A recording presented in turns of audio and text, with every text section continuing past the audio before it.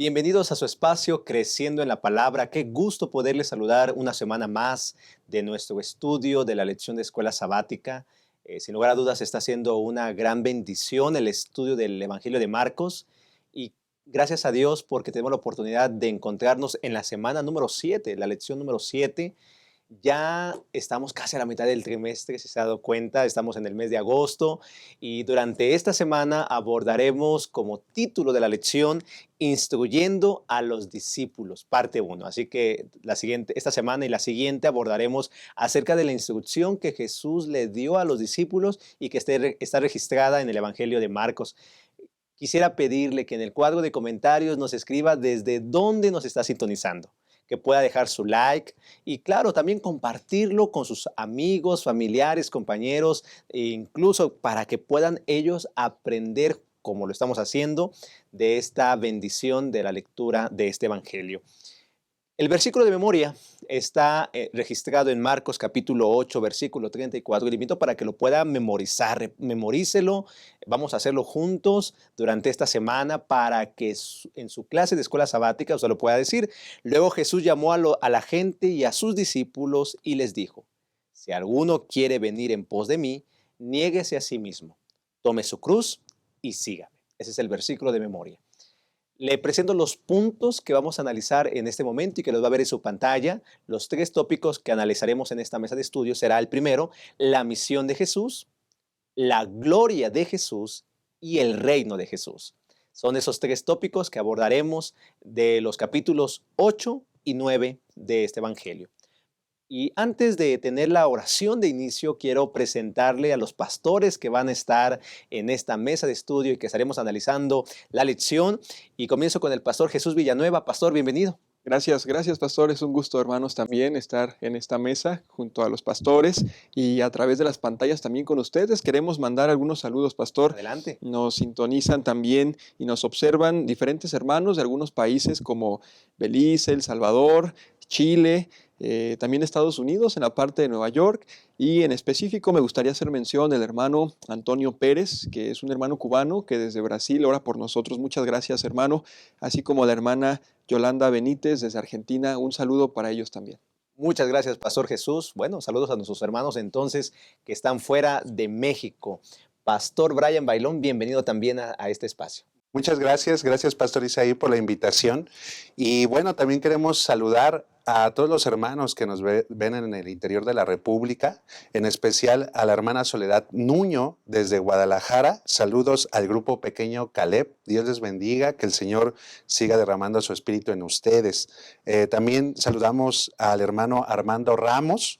La lección le ha ayudado mucho, él nos comenta que le ha ayudado mucho el repaso para darlo más claro con los hermanos y las hermanas de la iglesia. Eso nos da mucho gusto, que realmente ese es el propósito, ¿verdad? De esta lección, que ustedes puedan tener mayores herramientas para que así puedan enseñar, instruir a la iglesia. Y bueno, él nos saluda desde el hermoso estado de Villahermosa, Tabasco. Saludos a los hermanos de Villahermosa, Tabasco, en especial a los hermanos de Bosques de Saloya, de esa hermosa iglesia. Un fuerte abrazo y saludos a todos los hermanos que nos ven. Muchas gracias, Pastor Brian. Bueno, pues también saludamos entonces a los hermanos del interior de la República Mexicana. Y claro, ¿por qué no también enviar saludos a nuestros hermanos de la Asociación Metropolitana? Es una producción de esta asociación que llega a sus hogares semana tras semana y sin lugar a dudas se han traspasado fronteras con este espacio. Gracias, hermanos, por compartir y por eso le decía hace un momento atrás, deja allí desde donde nos sintoniza para que en esos espacios también podamos enviarle saludos desde su país, su estado, aquí en México, desde el lugar donde nos sintoniza. Vamos a pedir la bendición de Dios para dar inicio entonces a este repaso de la lección. Oramos. Nuestro Dios, bendito y alabado sea tu nombre. Le damos gracias por este espacio que nos permite, donde podemos repasar la lección. Permita, Padre bueno, que esta bendición de la lectura del Evangelio de Marcos, al poder repasar la lección número 7, pueda ser de gran bendición para nuestros hermanos, que podamos, nuestro Dios, tener la seguridad de que usted nos acompañe en todo momento y que el aprendizaje que tenemos de tu palabra, si lo ponemos en práctica, será una gran bendición en nuestra preparación para el reino de los cielos. Acompáñenos en este momento, lo suplicamos en el nombre de Jesús. Amén. Bueno, vamos entonces a una pausa para que usted vea el título de la lección y el versículo también de memoria, y regresamos entonces en los siguientes segundos para comenzar nuestro repaso de la lección.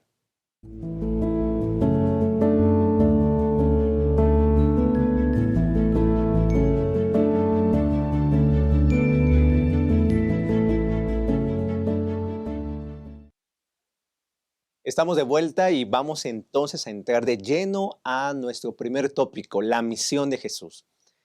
Todos tenemos transiciones en nuestra vida. Desde el nacimiento de un bebé, desde el cambio de domicilio, incluso el cambio a un nuevo trabajo. Y hay algunas transiciones, queridos hermanos, que podemos celebrar. Pero también hay transiciones tristes, la pérdida de un ser querido, el que te hayan despedido de un trabajo, y en lugar de celebrarlas, pues nos ponemos tristes. En el Evangelio de Marcos hay una transición muy importante que el autor, en este caso Marcos, quiere presentar a los lectores. ¿Quién es Jesús? Y es que Marcos está dividido en dos partes. Marcos del capítulo 1 al capítulo 8 presenta los milagros de Jesús, pero del capítulo 8 al capítulo 16 presenta el ministerio de Cristo, lo que Cristo vino a hacer, el cumplimiento de las profecías. Y el capítulo 8, ya lo he mencionado, tiene que ver con centrar el punto de inflexión de quién es Jesús para la humanidad, cuál es su misión, hacia dónde va. Y en esta primera parte, entonces, hemos de abordar quién es Jesús, la misión que él tenía. Queridos hermanos, vamos a abordar entonces y vamos a leer en nuestras Biblias desde el capítulo 8, desde el versículo 22 hasta a finales del capítulo número 9. La próxima semana abordaremos el capítulo 10 para poder abordar esta siguiente parte que tiene que ver con las instrucciones que Jesús le dio a sus discípulos. ¿Quién es Jesús? Pastor Jesús. En la primera parte de este estudio, Jesús llevó a sus discípulos a hacer una pregunta para que ellos entendieran quién era Él. Y podemos leer, salieron Jesús y sus discípulos por las aldeas de Cesarea de Filipo, y en el camino preguntó a sus discípulos, diciéndoles, ¿quién dicen los hombres que soy yo?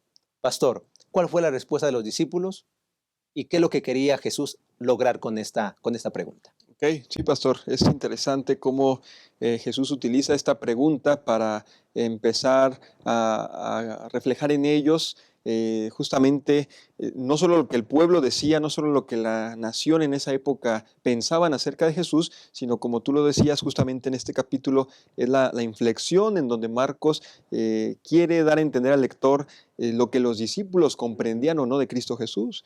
Y curiosamente ellos responden, ¿verdad? Lo que se ha referido, que algunos decían que era Juan el Bautista, que algunos decían, dice el versículo 28 del capítulo 8, que era Elías o alguno de los profetas.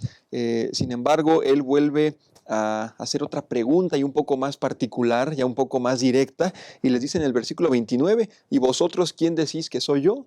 Es decir, eso es lo que dice el pueblo, dice la gente, pero ustedes están conmigo, ustedes ya vieron milagros, ustedes ya me escucharon, ustedes ya vieron todo lo que yo puedo hacer, ¿quién soy yo? Y curiosamente, Pedro, pastor, es el único que tiene esta convicción, ¿verdad? Guiado por Dios, de que Jesús justamente no era nada de lo que se decía, no era Elías, no era alguno de los profetas, sino que Jesús era el Hijo de Dios. Dice la segunda parte del versículo 29, respondiendo Pedro le dijo, tú eres el Cristo. Y Jesús pareciera como contradictorio primero preguntar y cuestionar si sabían quién era Él. Después les dice en el 30 que les manda no dijesen, ¿verdad? No dijesen esto de Él a ninguna persona.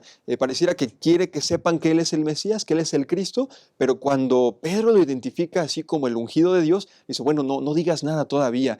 Y esto es curioso porque Marcos juega mucho con este elemento del secreto mesiánico, juega mucho con esta idea de ve, pero no cuentes a nadie, ve, pero no les digas lo que ha sucedido, solamente preséntate con tu familia, preséntate en el templo, etc. De alguna manera, ya había pasado suficiente tiempo, creo yo, pastores, de convivencia de Cristo con sus discípulos para que ellos empezaran a entender qué clase de reino estaba anunciando, qué clase de Mesías era el que él venía pues a desenvolver ese papel, no un papel político, lo decía la lección militar, como ellos lo esperarían, y quizás por eso también no quería que se avisara o se dijera a ninguna otra persona, pastores. Eso que comenta Pastor es realmente muy importante porque en el tiempo de Jesús y antes de Jesús, inclusive había movimientos mesiánicos.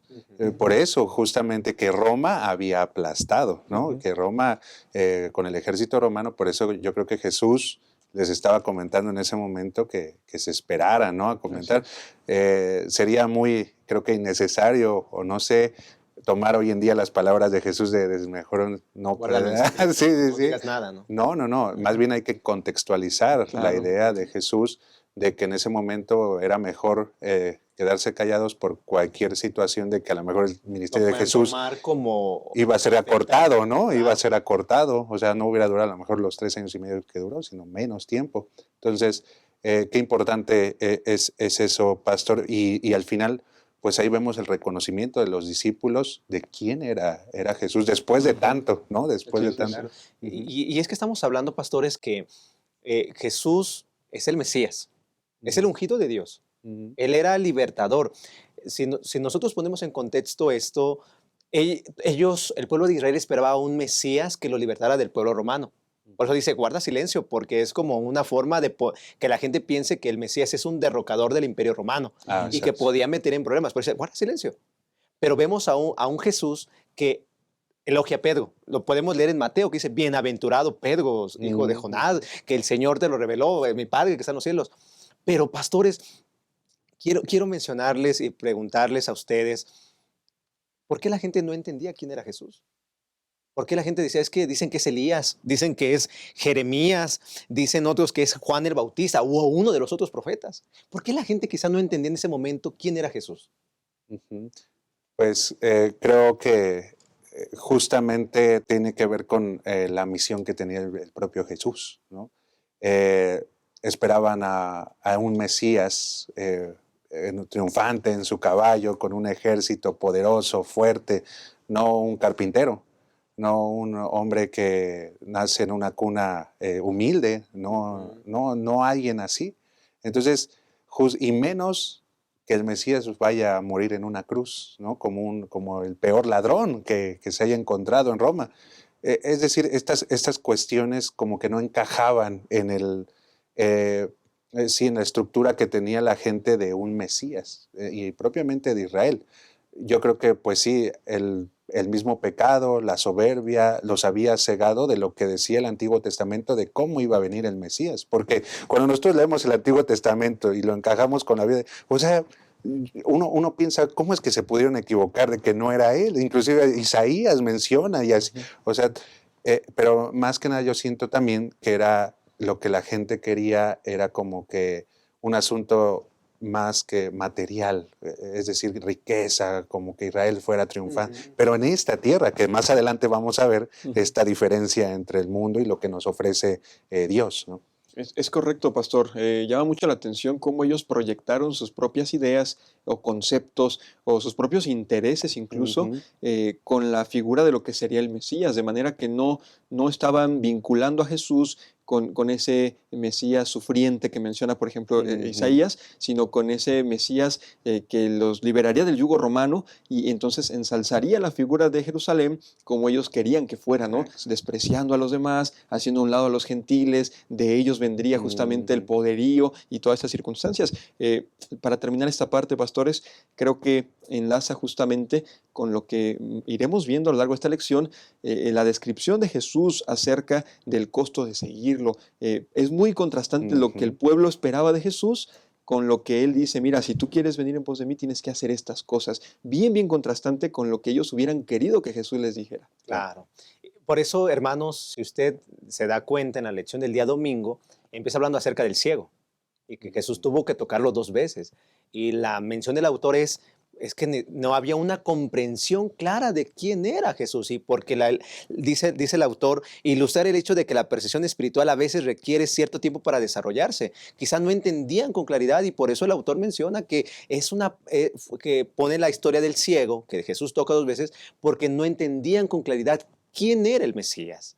Ahora, después de que Jesús se presenta como el Mesías, y cuando Pedro dice, tú eres el Cristo, el Hijo del Dios viviente, como menciona incluso Mateo, pero aquí menciona, tú eres el Cristo, ellos lo entendieron claramente. Ujú. Y entonces, Pastor Brian, que ellos lo entendieron y Jesús empieza a enseñarles. ¿Qué les empieza a enseñar entonces después de que entendieron que Él era el Mesías, el que había sido enseñado por los profetas Isaías, Miqueas, entre otros profetas?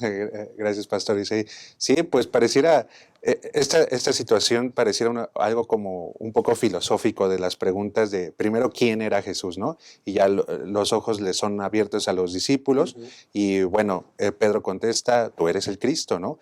Y esa afirmación de tú eres el Cristo, de eso podemos hacer sermones, Claro. libros, o sea, lo que es la cristología y demás, ¿no? Pero una vez ya de que se revela quién es Jesús, ahora es ¿a dónde va Jesús? Ujú. Y a dónde va Jesús es a una cruz, va a morir. Y es por eso que a los discípulos esto también contrasta mucho con la idea que ya habíamos mencionado, de que cómo es que el Mesías iba a ir a morir en una cruz, pero... Y ahí es donde cambia el aspecto, cómo la vida de Pedro es de altibajos, ¿no? Porque lo vemos teniendo una afirmación tremenda de tú Poderosa. eres el Cristo, y después vemos a Jesús reprendiéndolo, aléjate de mí, Satanás, ¿no? O sea, llamándolo Satanás. O sea, bueno, por eso es que la Biblia dice, ¿no? Que nos parecemos muchas veces a los discípulos, ¿no? Porque así tenemos vidas de altibajos como Pedro. Pero justamente la actitud, ¿no? De los discípulos de ver, de empezar a comprender esta idea de que Jesús iba a morir de una forma muy triste, muy lamentable.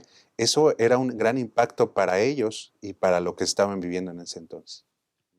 Podemos leer en el Deseo de todas las gentes, en la página 384, las palabras de Pedro no eran de naturaleza que fuesen de ayuda y solaz para Jesús en la gran prueba que le esperaba, que lo esperaba. No estaban en armonía con el misericordioso propósito de Dios hacia un mundo perdido, ni con la lección de la abnegación que Jesús había venido a enseñar por medio de su propio ejemplo. Así que vemos a un Pedro, sí, con una afirmación poderosa, pero que en ese momento dices, ¿cómo es posible que vayas a la cruz, Señor? Y es que todo tiene que ver con la percepción de que no entendían algunos con la claridad de quién era el Mesías, hacia dónde iba. Y ahora, Pastor Jesús, vemos en el versículo 34, llamando a la gente y a sus discípulos, les dijo, si alguno quiere venir en pos de mí, niéguese a sí mismo, tome su cruz y sígame. Porque todo el que quiera salvar su vida la perderá, y todo el que pierda su vida por causa de mí y del Evangelio la salvará. ¿Cuál era el mensaje que le estaba dando a los discípulos, Pastor?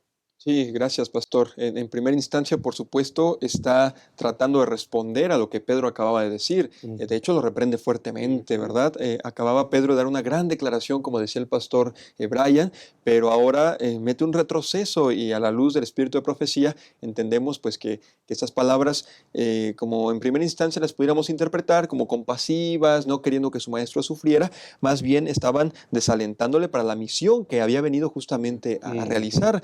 De manera que Jesús a ellos les aclara, después a las personas que lo están escuchando y por ende a cada uno de nosotros, que el costo de seguir a Jesús es dejar fuera el yo. Dejar fuera lo que yo quiero lograr, dejar fuera mis propias pretensiones acerca de una grandeza humanamente hablando, y entonces ver cuál es la misión de Cristo. Jesús había venido a salvarnos del pecado, a liberarnos de Satanás. Por lo tanto, todo seguidor de Jesús tenía que estar en armonía Correcto. con esa misión que tenía Cristo. De manera que quizás a veces un poco duros, ¿verdad? Decimos, no, los discípulos, ¿cómo es que no lo entendieron? No, del pueblo de Israel, ¿cómo es que no vieron? Sin embargo, el autor lo mencionaba, a esta distancia de 2000 años ya tenemos una perspectiva más amplia de cuál fue la culminación del ministerio de Jesús. La cruz hoy por hoy significa un símbolo religioso, ¿verdad? De piedad, de compasión.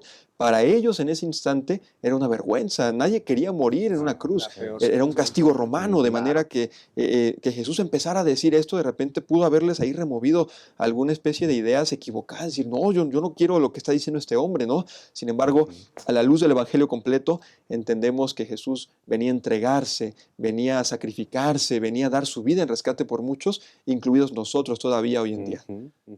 Sí, esta paradoja que comenta el estudio de esta semana sobre si quieres tú perder, bueno, la paradoja de la fe cristiana de perder la vida llega a ser la manera de encontrarla, ¿no? Lo que comentaba Pastor. O sea, Jesús dice, o sea, ¿quieres ser cristiano? O sea, esa era la misión, ¿no? Jesús iba a cumplir la misión de morir en la cruz, pero esa misma misión iba a pasar a nosotros, Claro, ¿no? O sea, claro. quien quiera seguir a Jesús debe de pensar que en algún momento puede perder la vida, así como Jesús, o sea, perdió la vida, pero, y así como los cristianos después del siglo del asunto del martirio y demás, o sea, ellos como que después de Jesús comprendieron, es decir, se les abrió los ojos y por eso hasta habían cosas hasta ya más exageradas. Recuerdo en el siglo I que decía que iba gente a martirizarse voluntariamente, ¿no? O sea, que decía, yo soy cristiano y mátenme, ¿no? Pero bueno, al final había gente que eran encontradas y los martirizaba, ¿no? Pero ese era el camino que tenían que seguir los discípulos. ¿Y quién quiere seguir un camino así? Claro. ¿No? Que era lo que decía. Por eso es que a lo mejor el mensaje no era tan popular, porque lo que esperaban era grandeza, era riqueza, era lo que habían interpretado ellos del reino de los cielos, pero ellos creían que iba a ser en la tierra, ¿no? Cuando Jesús estaba señalando que había un reino celestial. Correcto. Queridos hermanos, esta lección, esta primera parte de la misión de Jesús, es la nuestra también. Dice el versículo 36, ¿qué aprovechará al hombre si ganare todo el mundo y perdiere su alma? Queridos hermanos, nosotros entendemos quién es Jesús. Para usted, ¿quién es Jesús? Para algunos es un hombre que dio muy buenas palabras, para uno que murió en la cruz, uno que es mi Salvador, puede decir uno, pero ¿será que yo estoy entendiendo quién es Jesús? Porque cuando yo entiendo quién es Jesús, me voy a unir a su misión. ¿Y cuál es su misión? Predicar el Evangelio, que todo el mundo conozca que Jesús vino a salvar lo que se había perdido. Queridos hermanos, ¿estamos cargando nuestra cruz? ¿Estamos teniendo el mismo objetivo que Cristo tuvo? Todo esto se va a derivar, lo vamos a entender cuando entendamos quién es Jesús. ¿Quién es Jesús? Por eso yo le invito en este momento que usted medite, tenga una comprensión clara de quién es Jesús. Tengo el mismo objetivo que Cristo tuvo de salvar a la humanidad, de ayudarlos para que se entreguen a Cristo. Bueno, necesitamos pedirle al Señor que nos dé sabiduría para poder entender quién es Él. Y entonces, en esta primera parte, yo deseo de todo corazón, anhelamos de todo corazón que usted entienda quién es Jesús y nos unamos en ese mismo objetivo, cargando nuestra cruz, dejando lo que nos estorba para poder cumplir con la misión. Porque ahora el siguiente tópico que hemos de abordar tiene que ver con la gloria de Jesús. Cuando yo entiendo lo que consiste la misión de Jesús, voy a obtener gloria y me refiero a lo que nos espera, lo que el Señor nos ha prometido y que vamos a abordar en el siguiente estudio. Yo le invito para que en el cuadro de comentarios usted pueda contestar esa pregunta. ¿Quién es Jesús? Para usted, ¿quién es Jesús? Pero no espero una respuesta. Es mi Salvador, es el que murió por mí. No. ¿Quién es Jesús para usted? ¿Quién es Jesús para usted? Vamos a una pausa, regresamos. Estás en Creciendo en la Palabra. Abrazar. ¿Te has puesto a pensar en cómo demostrar amor de diferentes formas? Una de esas maneras es promover el bienestar del otro, y eso se puede ver cuando manifiestas actitudes que hacen que el otro se sienta bien recibido. Aquí en la iglesia puedes acercarte con una sonrisa, saludar con alegría. Sé bienvenido, dando la bienvenida a la casa del Padre. Decir tu nombre y preguntar el nombre del otro. Desear saber de dónde viene y cómo está. Colocarte a disposición para lo que Él necesite. Ser la extensión del abrazo y la sonrisa del Señor. Ese es un gran privilegio. Estamos de vuelta en Creciendo en la Palabra. Vamos al segundo tópico, la gloria de Jesús, el poder de Jesús. Hemos de abordar en esta lección, en esta siguiente sección. Y le invito para que en el cuadro de comentarios nos escriba allí, ya les dije hace un momento atrás, quién es Jesús para usted, desde dónde nos sintoniza, y comparta sus comentarios de lo que está aprendiendo de este repaso a la lección. Muy bien, bueno, la gloria de Jesús. Primero debemos continuar hablando de lo que Jesús le dijo a sus discípulos, el costo del discipulado. No es fácil seguir a Jesús si andamos cada uno con sus propios proyectos y no nos unimos al proyecto original que es salvar a la humanidad. Por eso Jesús vino, se hizo hombre para salvar a los pecadores. En esta parte vemos en el versículo número 38 del capítulo 8 del Evangelio de Marcos lo siguiente. Porque el que se avergonzare de mí y de mis palabras en esta generación adúltera y pecadora, el Hijo del Hombre se avergonzará también de él cuando venga en la gloria de su Padre con los santos ángeles. También les digo, de cierto os digo, que hay algunos de los que están aquí que no gustarán la muerte hasta que hayan visto el reino de Dios venido con poder. Así que Jesús quiere mostrarle en ese momento a sus discípulos cuál es la gloria de Dios, cuál es el poder de Dios. Y les dijo con claridad, les digo que de los que están aquí no gustarán la muerte hasta que hayan visto el reino de Dios venido con poder. Así que les está dando una predicción en el presente, algo que va a acontecer en el presente con sus discípulos, pero también se está anticipando, más bien está refiriéndose a la segunda venida de Jesús. Pastor Jesús, ¿qué significa entonces lo que Jesús le está diciendo? Que no van a ver la muerte hasta que hayan visto el reino de Dios venido con poder. Sí, gracias, pastor. Es una declaración, una composición interesante la que hace Marcos aquí en la última parte del capítulo 8 y comienzo del capítulo 9, haciendo un breve paréntesis. Recordemos que la división por capítulos y versículos vino varios siglos después, ¿no? de la escritura original. Por eso de repente, como en este caso, pareciera ser que la idea del capítulo anterior continúa directamente en los primeros versículos del siguiente capítulo, porque realmente no era una división natural de la narración de Correcto. Marcos. En este contexto, recordemos también que hay algunas declaraciones de Jesús, algunas predicciones de por lo menos dos cumplimientos o que conocemos como múltiple cumplimiento.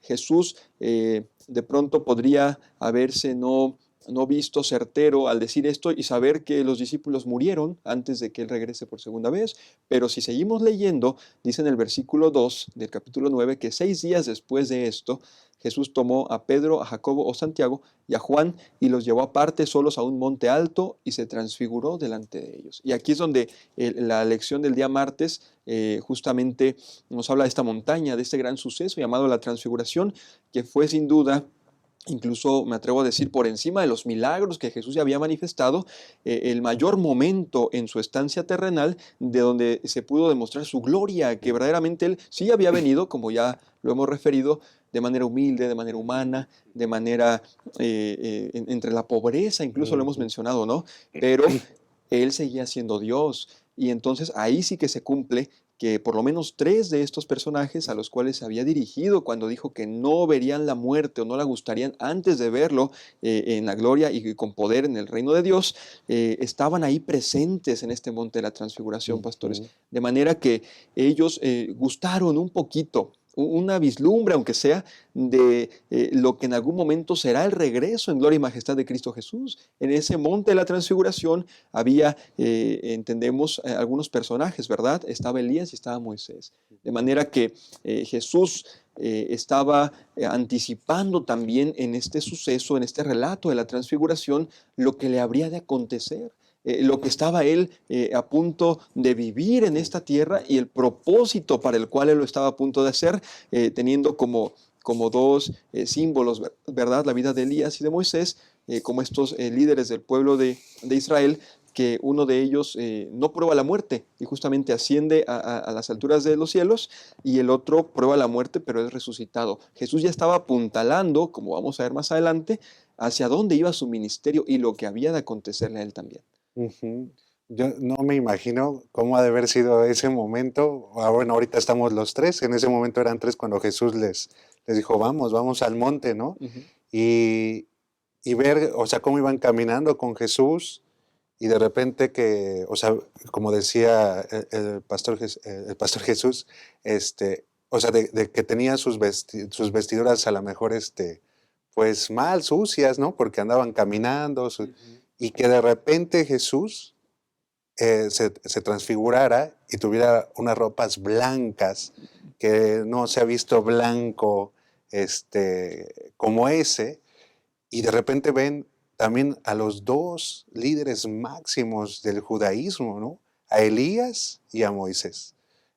Me gusta cómo el estudio de esta semana habla acerca de que esto se le conoce como teofonía, y que la teofonía tiene que ver con 5 cosas que pasan cuando esto sucede. Por ejemplo, la manifestación gloriosa, ¿no? Vemos que a un Jesús glorioso, el temor humano, ¿no? Porque ellos tienen miedo. Espantaron, dice Jesús. Se espantaron, ¿no? Pues cualquiera, ¿no? Se espantaría, el temor humano.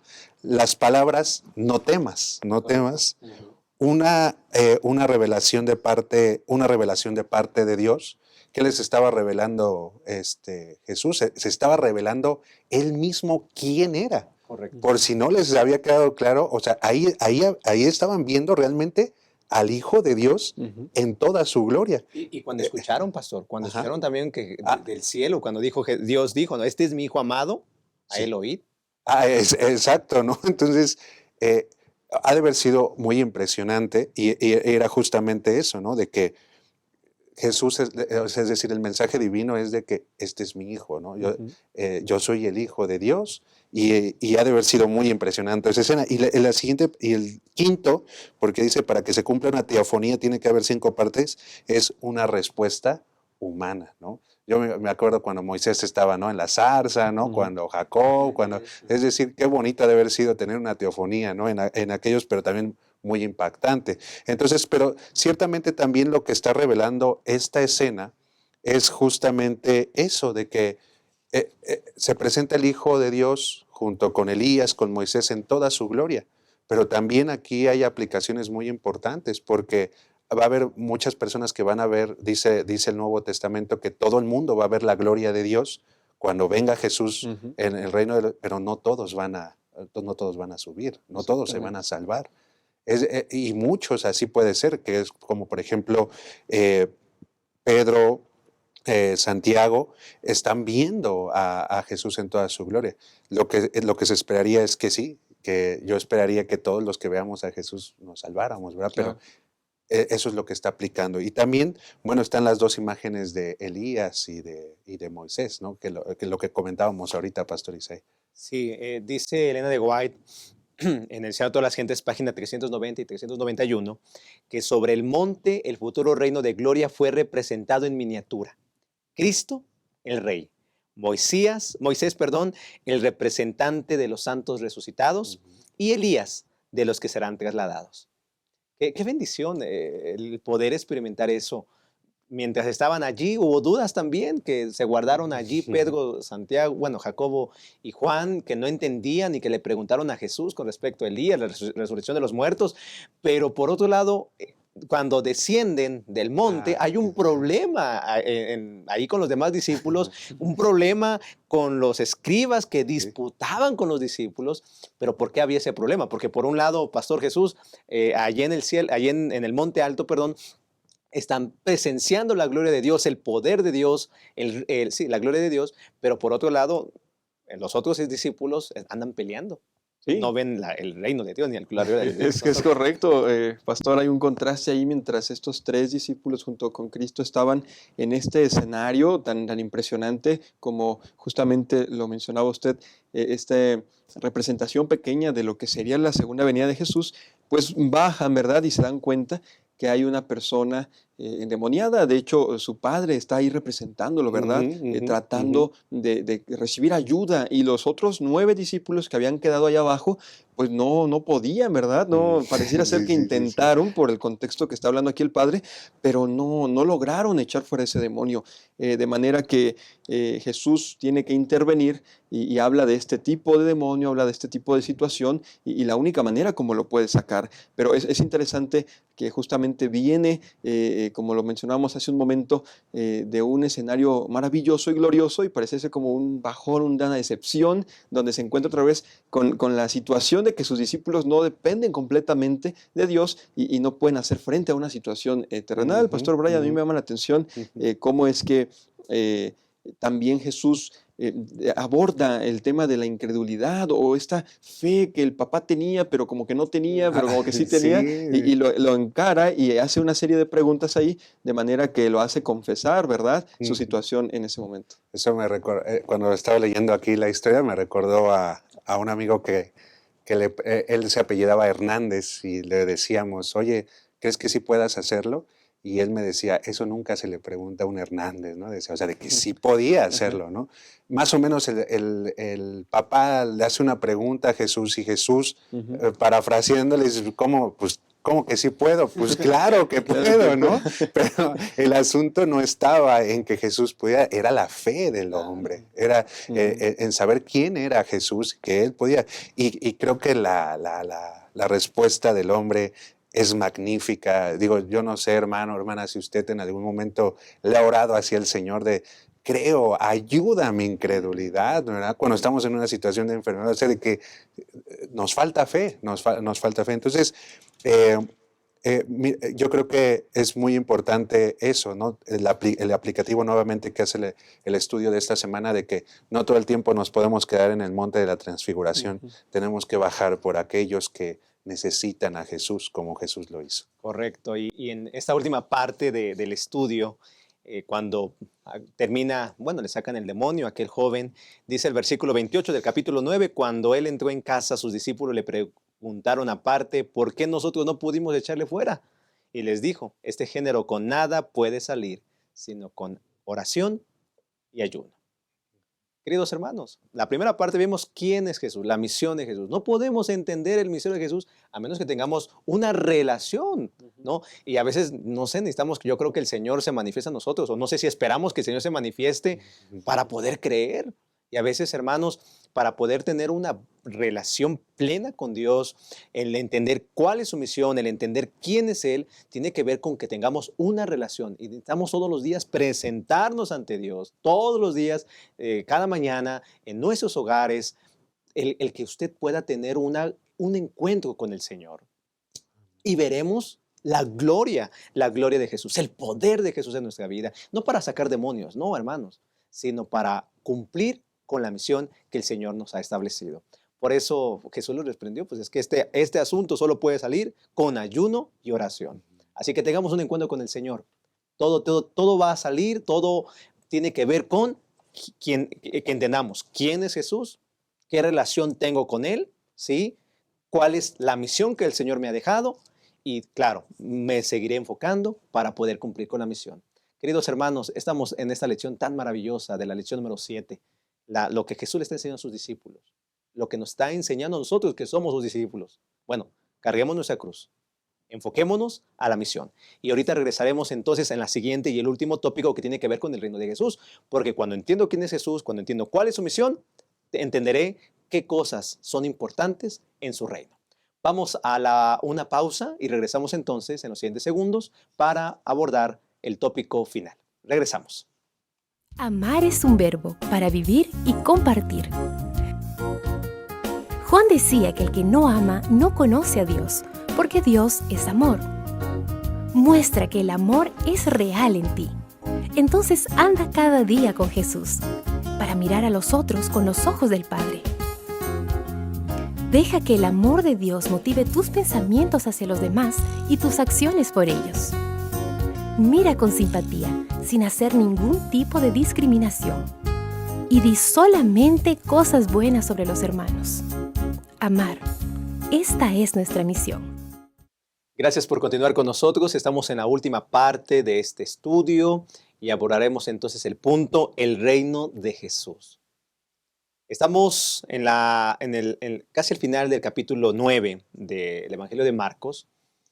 Y el Señor tiene varias cosas que enseñarle a sus discípulos, varias cosas, desde problemas que ellos enfrentaron allí en Capernaum mientras estaban caminando, como también algunos sucesos que nos deja el Señor para nosotros. Y vamos a abordarlos y vamos rápidamente al versículo número 33.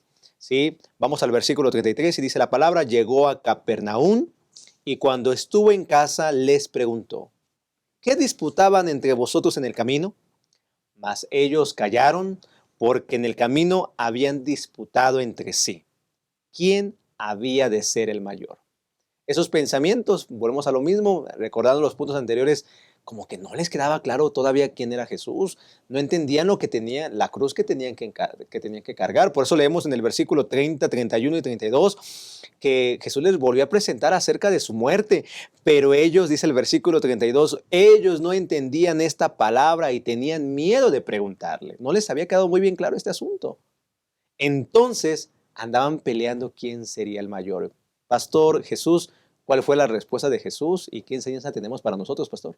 Sí, pastor, aterrizando ya el estudio de esta lección un poco en la parte final, nos damos cuenta que Jesús hace un llamado al servicio, hace un llamado a que, como usted bien lo dijo, si no se habían dado cuenta de qué se trataba el ministerio, les dice, ¿verdad? Si alguno quiere ser el primero, será el postrero de todos y el servidor de todos. Y toma incluso, pastor, la idea, Jesús siempre se muestra amigo de los niños, se muestra cercano a ellos, permitiendo que se acercaran. Toma a un niño en sus brazos y les dice, el que reciba en mi nombre a un niño como este, entonces me recibe a mí, y el que me recibe a mí, no me recibe a mí, sino que recibe al que me envió, hablando de su Padre.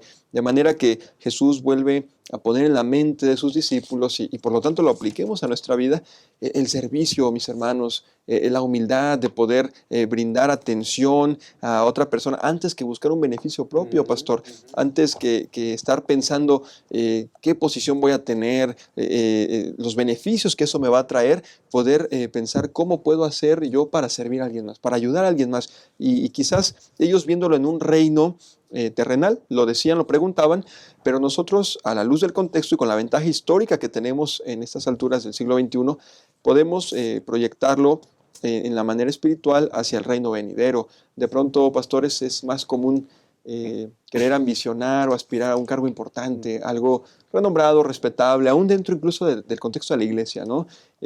El pasar al frente, el poder estar en los eventos grandes, en los programas, ser delegado, cuantas cosas se puedan asimilar a esta actitud de los discípulos. Y para nosotros también el consejo es ese, es mejor servir, es mejor seguir, como lo hemos enfatizado a lo largo de este estudio, lo que Jesús vino a mostrar a esta tierra, el ayudar a otros, el velar por las necesidades de otros, y de esta manera, dice, entonces serán grandes en el reino de los Amén. cielos. Entonces, en el reino de Dios no hay envidia. En el reino de Dios hay servicio. Así es. En el reino de Dios hay humildad. En el reino de Dios todos somos igual. Así es. Todos somos igual. Y hay algunos que tienen diferentes responsabilidades, pero todos somos igual ante Dios. Por eso dice la Biblia, si alguno quiere ser el primero, será el postrero de todos y el servidor de todos. ¿Verdad? Y hay que servir no porque querer ambicionar algo. Hay que servir porque esa es la filosofía, ese es el deseo de Dios de parte de su reino. Pero también el reino de Dios, Pastor Brian, tiene que ver con algunos que suman. Algunos que suman, y vamos a la historia del versículo 38 al versículo 41, y aquellos que suman traen beneficios al reino de Dios. Claro, sí, pues en esta parte Jesús está instruyendo a sus discípulos, como bien lo comentó el pastor Villanueva y usted, pastor. Primero les enseña esta situación de liderazgo que ya comentaron. Ese es el liderazgo que enseña la Biblia, el liderazgo del servicio, el liderazgo en el cual tienes que ser menos para poder ser más, tienes que ser humillado para poder ser exaltado, el liderazgo en el cual tú no aspiras a un puesto de primera, sino que es un llamado que el Señor te da, y que viene el llamado a razón de esta humildad, de este acercamiento, cercanía con Dios, de este servicio a los demás. Y posteriormente nos encontramos en estos versículos que comenta, sigue el maestro enseñando a los discípulos, instruyendo, ¿qué pasa si viene una persona que hace un milagro? No, pero no es del grupito de los discípulos de Jesús. De los discípulos de Jesús, ¿no?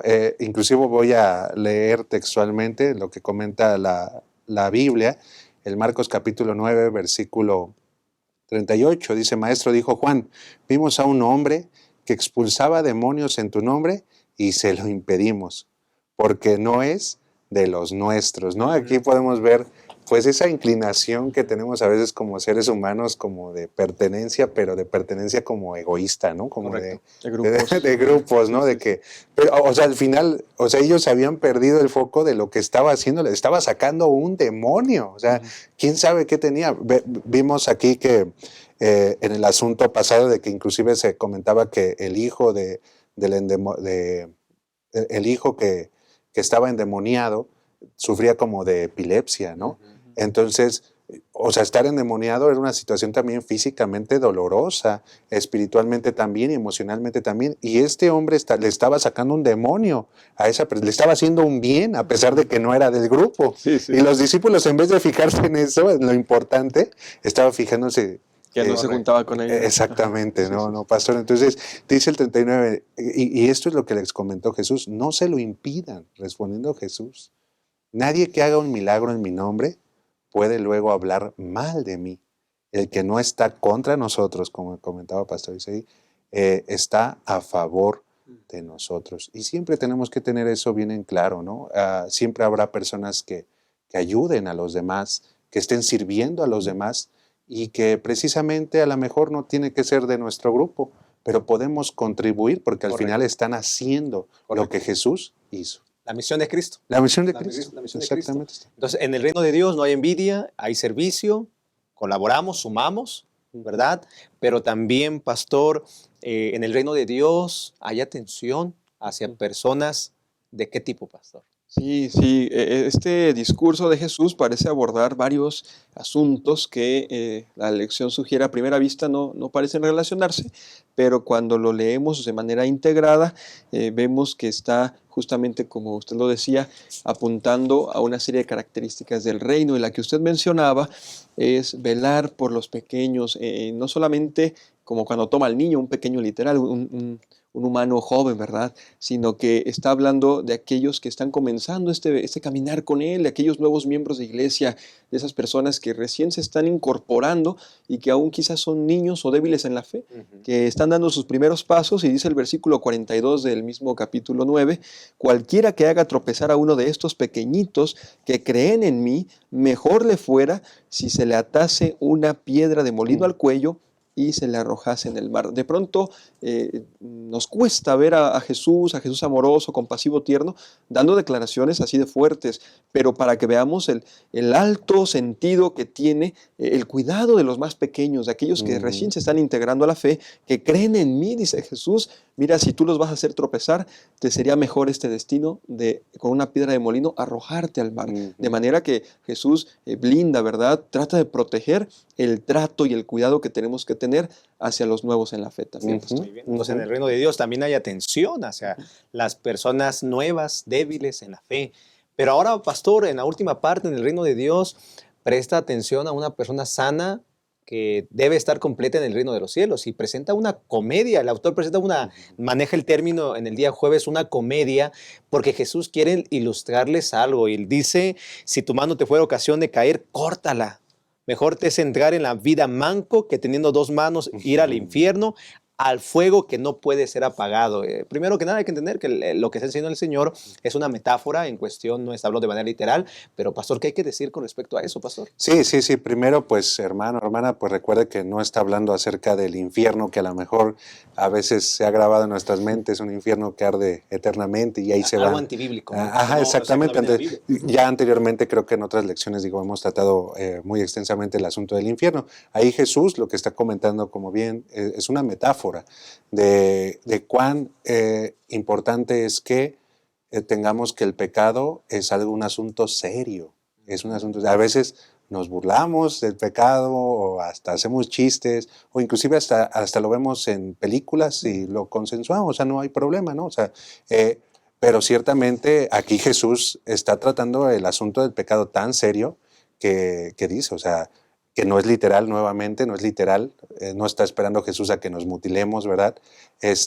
Pero está diciendo, oye, si tienes algo que te está haciendo pecar en tu vida, algo que te está haciendo caer, o sea, quítalo, retíralo de tu vida, porque eso te va a hacer perderte. Correcto. Eso va a hacer perderte. Entonces mejor quítalo, o sea, no sé, a lo mejor Jesús se está refiriendo al dinero, a otra persona, el matrimonio, o sea, mejor aléjate. ¿Y por qué? Porque si no vas a arder en el infierno, se podría decir también metafóricamente, pero justamente esta situación del infierno, ¿no? De lo que comentaba esta comedia que comentábamos, o sea, Por eso decimos que es una metáfora, porque en el cielo ni modo de que en el cielo entres cojo, manco y demás, y en el infierno vayas completo, ¿no? Y sería algo contrario a lo que el apóstol Pablo enseña, ¿no? De que todos tendremos cuerpos nuevos, o sea, no sería exactamente. no hay que tomarlo esto literal. Entonces, pero ciertamente, bueno, leo lo que dice el estudio de esta semana. Dice, en cuanto al infierno, lo eterno de él son sus consecuencias, no su fuego. Porque de tal manera amó Dios al mundo que dio a su único Hijo para que todo aquel que en él crea no perezca, sino que tenga vida eterna. Quienes se pierden no se queman para siempre. En su lugar, ellos mueren para siempre. Una gran diferencia, comenta el estudio de esta semana. Bueno, entonces en el reino de Dios debemos de prestar atención porque podemos perderlo todo por nada. Pastores, estamos llegando al final del estudio y el último versículo del capítulo 9 dice, y tener la paz los unos con los otros. Así que en el reino de Dios hay paz. En el reino de Dios hay humildad, hay servicio. En el reino de Dios estamos enfocados en la misión de Cristo, porque entendemos quién es Jesús, porque entendemos la gloria. Hemos visto la gloria de Dios en una experiencia todos los días con nuestro Salvador. Y queridos hermanos, esta primera parte de las instrucciones de Jesús a sus discípulos es muy importante que nosotros lo entendamos, porque somos discípulos de Cristo. Tenemos que entender cuál es la misión, necesitamos entender lo que se sentirá el vivir, experimentar la gloria de Dios en nuestra vida y seguir estos consejos prácticos que el Señor desea que vivamos en su reino. Pastor Jesús, ¿qué mensaje le daría a los maestros, a los que nos están viendo en este repaso? ¿Qué mensaje usted retroalimentaría a los maestros y a todos los que están sintonizando este espacio? Sí, gracias, pastor. Tratando de concluir y dejando un pensamiento a mis hermanos, esta es la primera parte de este asunto de instruyendo a los discípulos. Vendrá una segunda parte la siguiente semana, pero creo que al igual que ellos podemos aprender de estas enseñanzas que Jesús nos dejó. En primer lugar, recordar que Jesús, aunque ha venido de forma humilde y nos enseña la humildad del servicio, también dio una manifestación, una pincelada, podríamos decirlo, de lo que será su gloria venidera cuando ha de regresar en la gloria de su Padre. Tener eso en cuenta, pero no nos aleje eso de atender a la iglesia, al hermano, al prójimo, con humildad, con servicio, sirviéndolo de alguna manera que podamos cumplir con esa misión que Jesús dejó en nuestras manos. Amén. Muchas gracias, Pastor Jesús, por estar con nosotros. Que el Señor le bendiga, Pastor. Gracias. Pastor, igualmente. Pastor Brian, ¿qué mensaje también le daría a los maestros, a todos que están sintonizando este espacio? Gracias, Pastor Isaí. Bueno, pues yo me quedo justamente con esta parte de enfatizar acerca de lo que Cristo nos ofrece y lo que el mundo nos ofrece. Hoy en día vemos cómo lo material pareciera que tiene un énfasis especial en todas las áreas donde nos desenvolvemos. En la escuela, en la televisión, en las redes sociales. Pareciera que tener riqueza, pero en este mundo es lo más importante, que tú tengas un carro muy lujoso, que tú tengas una cuenta muy grande, que tú tengas una casa. Digo, esas cosas no están mal, pero recordemos que en las mansiones celestiales va a haber cosas todavía más grandes y más significativas y que ahí vamos realmente a alcanzar el éxito. El éxito se alcanza si nosotros entramos en el reino de los cielos. El fracaso está si no entramos. Amén. Muchas gracias, Pastor Brian, también por estar en este espacio. Que el Señor le bendiga. Gracias. Queridos hermanos, hemos llegado entonces al final. ¿Quién es Jesús? Necesitamos experimentar su gloria en nuestra vida. Necesitamos experimentar su reino, comportándonos de una manera para ayudar a otros y así también encaminarnos al reino de los cielos. Hermanos, todo empieza con quién es Jesús. Y en esta primera parte de esta semana, de este estudio, de esas instrucciones a los discípulos, que también son para nosotros, experimentemos, preguntémonos quién es Jesús y podamos decir, Él es el Mesías, Él es Cristo, Él es mi Salvador, es mi Dios, es aquel que me motiva a predicar el Evangelio. Mientras no experimentemos quién es Cristo, hermanos, jugaremos únicamente a ser cristianos y no lo seremos de una manera auténtica, de una manera completa. Que Dios nos ayude en esta lección y en todas las lecciones a experimentar a Cristo como nuestro Salvador, como el dueño de nuestra vida y como aquel que nos motiva para hacer lo correcto mientras vamos al reino de los cielos. Que el Señor le bendiga. Si Dios lo permite, nos encontraremos en la siguiente ocasión, la próxima semana, en un nuevo estudio que tiene que ver con Instrucciones para los Discípulos, parte 2. Gracias por estar con nosotros en este espacio, Creciendo en la Palabra. No olvide dejar su like, no olvide dejar su comentario, quién es para usted Cristo y desde dónde nos está sintonizando. Que el Señor le bendiga. Esto fue Creciendo en la Palabra en la lección número 7.